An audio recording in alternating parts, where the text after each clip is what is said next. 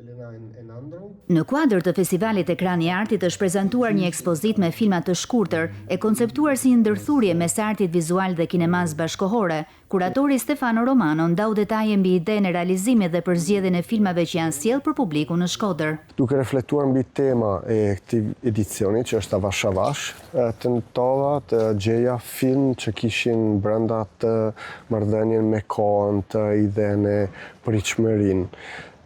Titullin që është disa përgjigje, por jo ato që ti prisje, ka të bëj pikërisht me këtë idenë e pritshmërinë. Përzgjedhja e filmave ka kaluar në një proces të kujdesshëm kuratorial me fokus te tematika dhe gjuha artistike. Kanë qenë realisht shumë orë, sepse arkivi i Fondacionit Mbytyr Film është goxha i madh në numër, dhe